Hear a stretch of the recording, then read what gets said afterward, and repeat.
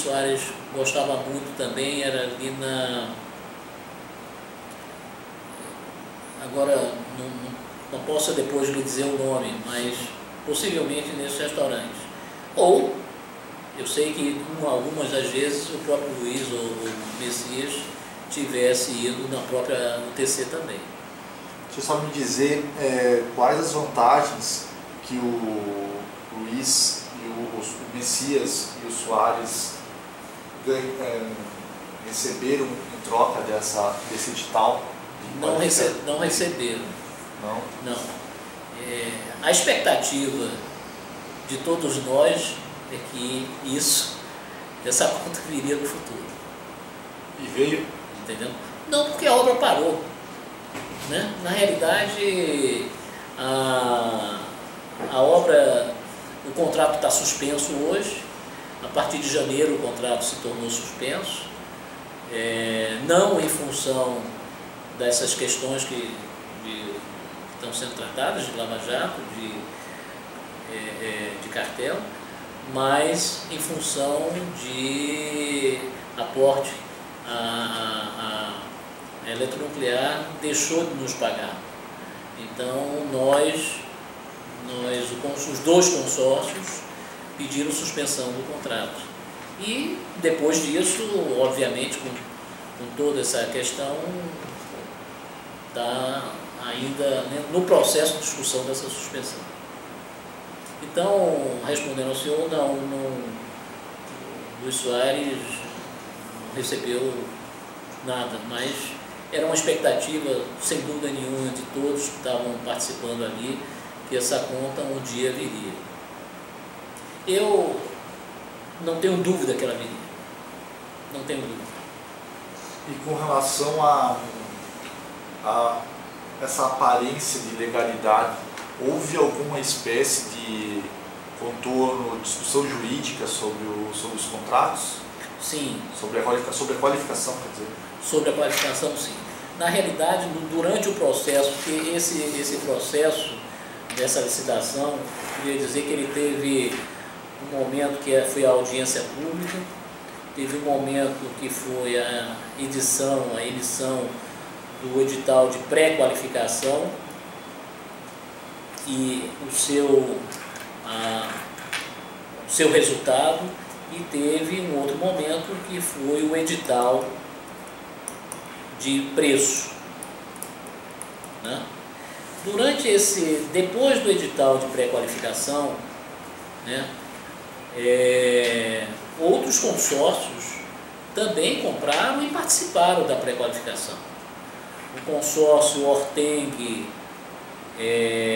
Construcap, o consórcio OAS e SOG, que é Cetal Óleo e Gás, a Skanska participou também, sozinha.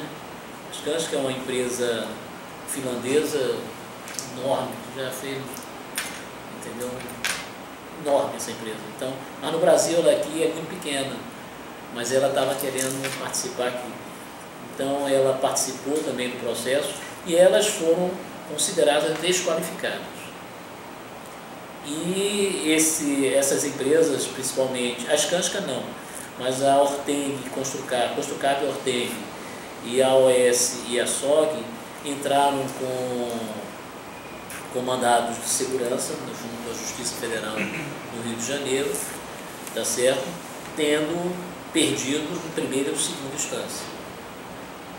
Então, aconteceu isso. A Construcap e Orteng não apenas entrou com um mandato de segurança na Justiça Federal, mas também fez uma representação junto ao TCU com relação à questão do edital. E também o TCU emitiu um acórdão mantendo o resultado de qualificação emitido pela Eletronuclear. Com relação então a somente os dois consórcios que estavam mancomunados que foram qualificados? Só. Somente os demais que não estavam no... Não foram. foram. Só vale a pena esclarecer o seguinte, né? Isso pode ser questionado também. Na realidade, a despeito de nós termos trabalhado esses itens de pré-qualificação, se estes consórcios, outros, tivessem se rearranjado de outra forma, né? A Construcap Orteng junto com a AS, ou a Construcap Orteng junto com a SOG, eles teriam se qualificado. Por quê? Porque eles preencheriam os pré-requisitos. Então, eu diria ao senhor que, por um lado, nós tivemos até sorte, com o intuito de fechar a licitação. Porque se eles tivessem se rearranjado de outra forma, teriam se qualificado. O senhor se recorda quais foram as cláusulas que impediram a qualificação dessas empresas? Ou se foram essas cláusulas que vocês justamente acertaram, que foram direcionadas para essas empresas? Não. Como eu comentei, se eles tivessem se rearranjado de outra forma, eles teriam se qualificado. Tem algumas cláusulas que eu posso fazer esse levantamento, mas eram itens que, mas como esse arranjo era o vigente, então foi o que foi, entendeu? Mas a Orteng e Construcap foi para o TCU. Tá. O senhor mencionou anteriormente que teve uma reunião, que as reuniões eram ou na eletronuclear ou eram nesses restaurantes. O senhor chegou a participar de alguma dessas reuniões com a UTC? Com a UTC? Não, eu participei de reuniões com a UTC, com o pessoal da eletronuclear, mas numa outra fase. Nesta fase de pré-qualificação, eu não participei. E como é que o senhor agendava essas reuniões? O senhor sabe me explicar? Não, o Miranda, ele ligava para Luiz Soares ou Messias, às vezes, por eu também ter relação e já lá há muitos anos trabalhando com a eletronuclear, eu ligava para Miranda, ou ligava para Luiz Soares, né, ou para Messias, e dizia: olha, Messias, o Miranda está precisando dar uma conversada aí com você, entendeu, sobre algum tema, então veja aí onde é que você pode. E o Miranda ia. E o Messias e o Soares, o senhor mencionou que eles eram servidores de carreira. Eram servidores de carreira. Você sabe dizer quanto que recebia ou recebe um servidor de carreira da eletronuclear? Não sei. Não sabe? O senhor sabe dizer o patrimônio que tinham, mais ou menos, o Soares e o Messias, o que eles ostentavam? Casa, carro? Não. Onde é que eles moravam? Sei que o Messias mora ali no Flamengo, entendeu? 13º andar, não sei qual é o edifício, entendeu? Mas patrimônio pessoais eu não sei lhe dizer não. Sabe se tem alguma outra atividade que eles exercem? Ou eles são exclusivamente funcionários de carreira? Não sei lhe dizer. Se eles têm empresa, alguma outra coisa não. Constituída? Não. Prestar serviço à eletronuclear? Não. Não sei lhe dizer. Com relação ao processo no TCU, o senhor mencionou o que foi o responsável por cuidar desse processo de defesa no TCU do consórcio? O consórcio UNA 3, aí nós já trabalhávamos na condição de aparentemente sermos consórcios distintos, né? Sabíamos pelo edital de pré-qualificação que um consórcio não poderia levar os dois pacotes, né? Como tínhamos dois proponentes qualificados, praticamente, que já estava definida a questão, né? Eu sei que o Miranda, ele sempre fazia essa discussão direta e por ser líder, né, ele tratava dessas questões como todo, entendeu? Então ele trazia muito para A UTC era muito ativa nisso. A UTC, na realidade, aqui é uma percepção minha, doutor, ela tinha uma visão muito clara do seguinte: a atestação de uma obra nuclear com essa importância, que adquire uma importância a nível mundial, e você ser líder de um consórcio onde estão sob a sua liderança Odebrecht, Camargo e Andrade, é uma atestação diferenciada. Então, ela exercia muito esse papel da UTC de líder, e ela exercia na plenitude. Então, ela é que fazia esse acompanhamento direto. E o Miranda ia até Brasília despachar diretamente com relação a esse... Não. Nós tínhamos, o consórcio tinha contratado a figura de um advogado específico. Quem? Que era o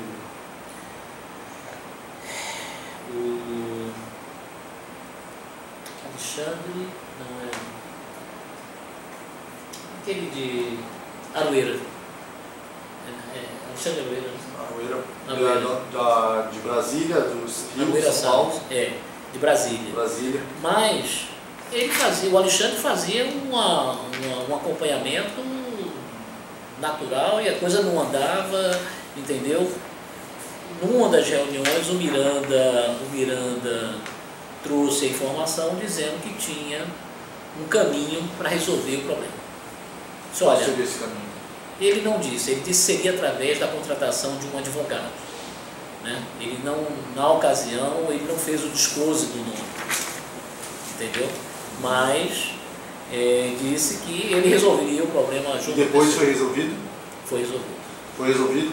E sabe em que época mais ou menos foi resolvido? Isso foi resolvido o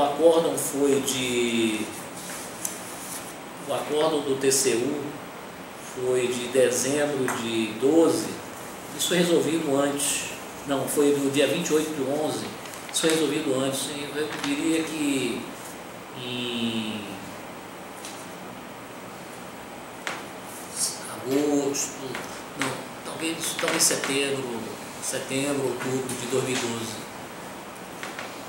E esse problema foi resolvido justamente depois que o Miranda falou: eu vou resolver esse eu tenho problema, um caminho, e isso resolveu, tá certo? Ele disse: olha, aquela contratação que eu falei para vocês, que era o caminho para resolver o problema que estava parado no TCU, tá certo? Isso vai ter um custo, né? Um custo de R$1 milhão.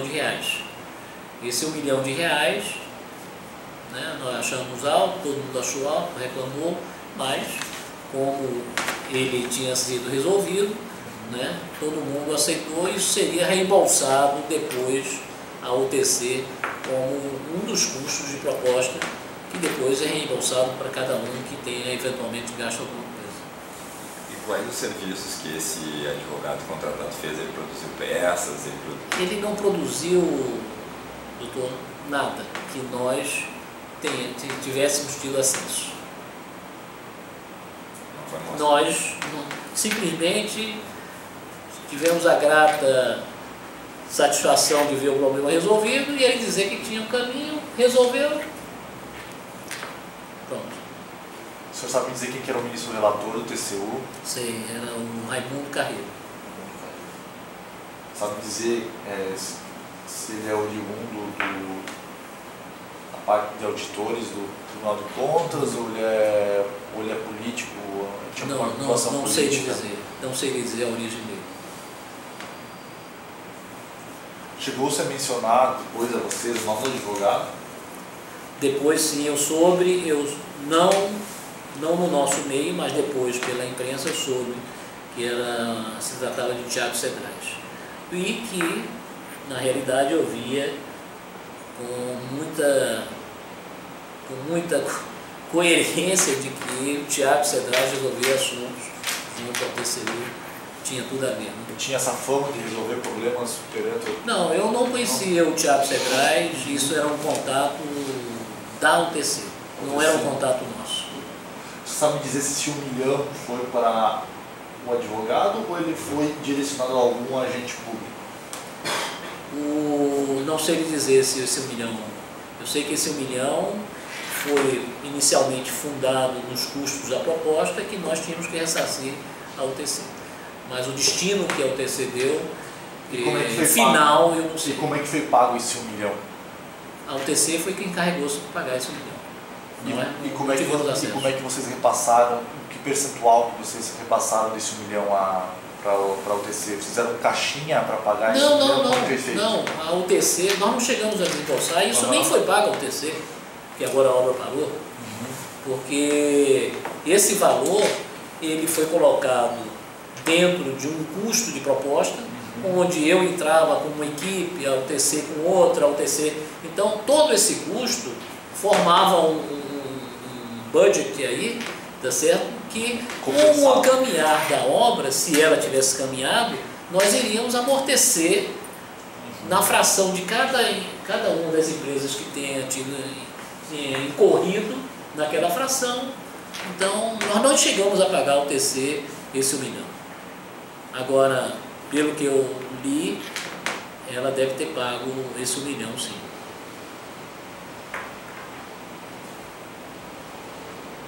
Houve alguma solicitação para contratar alguma sobrinha do ministro Raimundo Correia? Sim. Carreiro. Houve, sim. Como é que foi essa solicitação? Uma das reuniões lá na UTC. Qual é a formação dela? Uma das reuniões na UTC, o Antônio Carlos Miranda perguntou a cada um dos presentes lá, estávamos todos, quem é que poderia contratar essa menina, a Fernanda, porque era uma solicitação, né? De quem? Uma solicitação que veio a ele, acredito que do Thiago, né?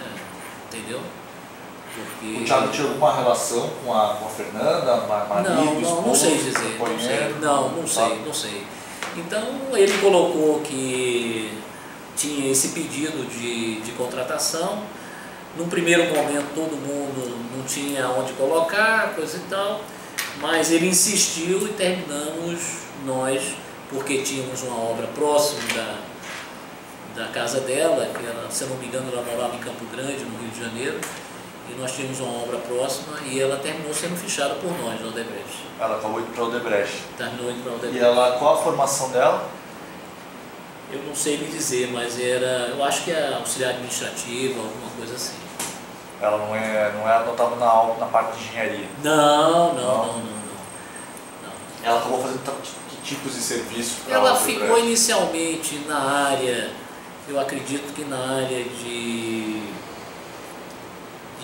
apoiando as demandas de refeitório, alguma coisa assim, mas era uma auxiliar administrativa de apoio de escritório. O senhor sabe a remuneração que ela não sei, mas eu posso verificar. Nós temos com certeza a ficha dela. E ela está indo contratada pela Odebrecht? Não, já foi dispensada. Foi dispensada, sabe que época ela foi dispensada? Ela foi dispensada, acho que eu tenho... Sei que ela foi contratada, quer ver?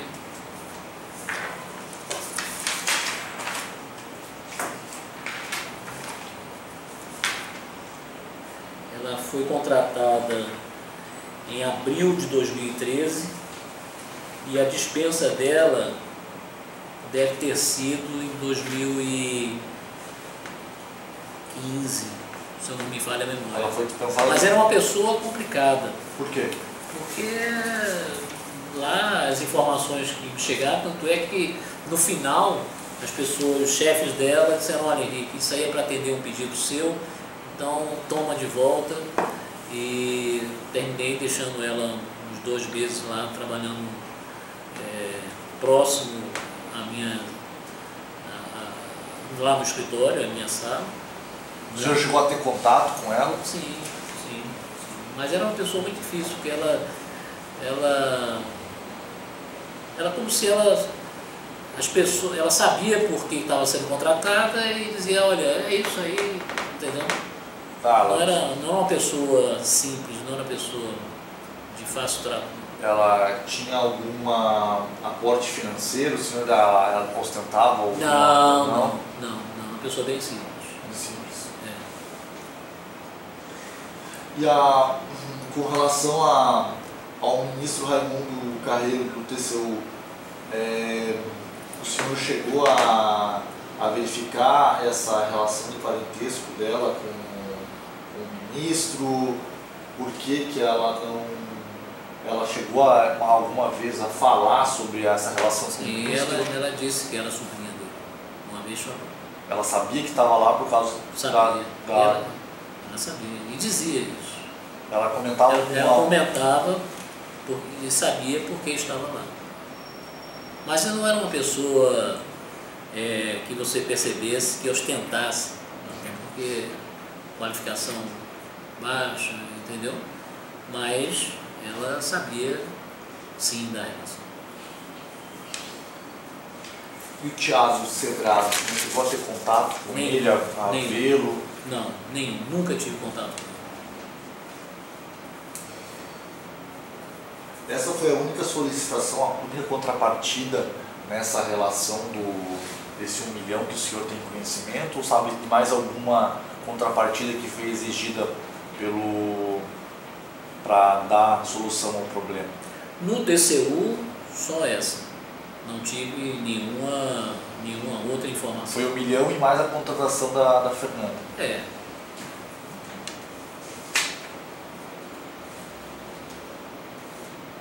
E após a pré-qualificação, qual que foi o próximo passo? Depois que saiu o edital de preços, né, as duas empresas, os dois grupos, né, já estavam juntos desde então, né, se fazia, no edital de preço previa que os dois grupos podiam se fundir para fazer uma operação única, que realmente tinha um problema técnico de ter espaço no sítio de Angra, tá certo? Em relação a você ter canteiro de obra para dois grandes contratados.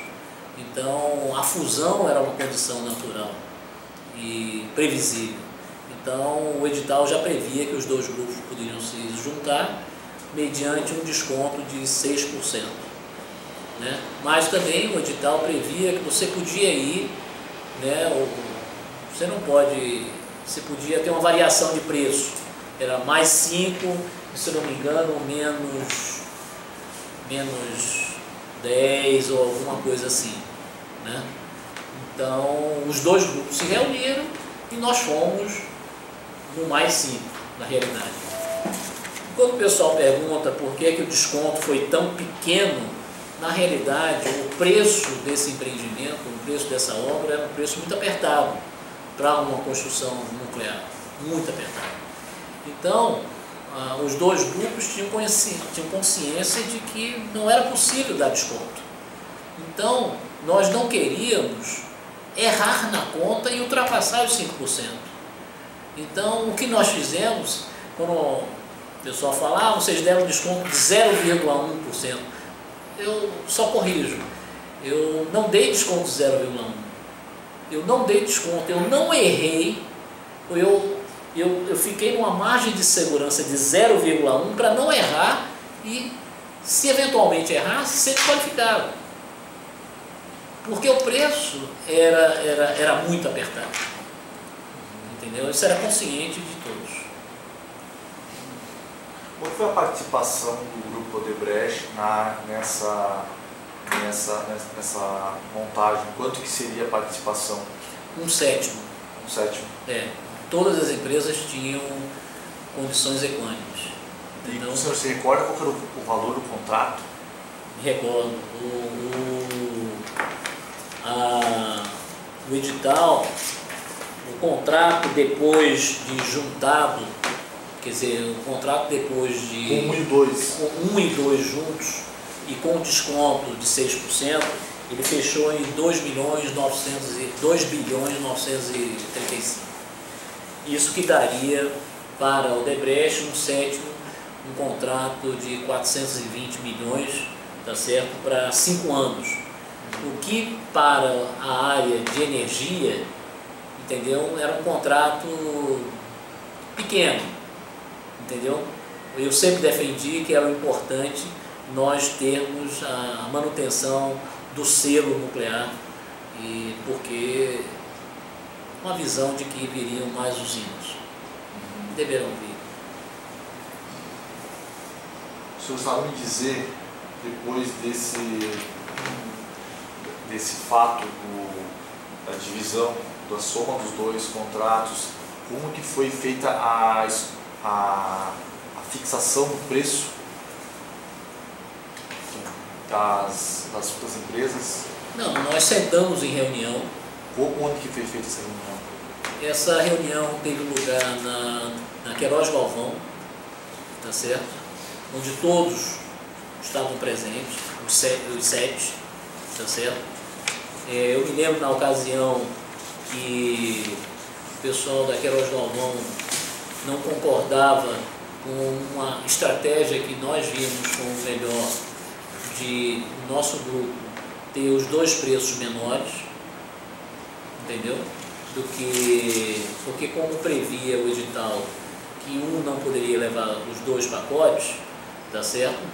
Eu só poderia levar um de qualquer forma. Então era mais natural que nós ficássemos com um pacote maior, convencional, que nós éramos 4, entendeu? E por default, mesmo que eles tivessem um preço maior, eles levariam o segundo pacote com o meu preço. E foi assim que foi feito. Nós apresentamos as propostas da forma como nós tínhamos discutido em reunião. Entendeu? O consórcio da UNA 3, que é das 4, Odebrecht, Camargo, Andrade e o TC, deram menor preço para os 2 pacotes.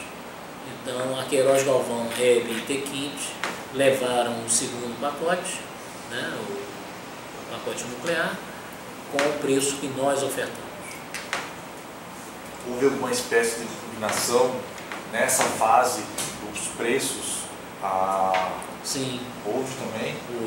Houve quem impugnou quem? Os dois consórcios impugnaram o preço, entendeu? Então nós questionamos o preço porque tínhamos consciência de que o preço estava muito apertado.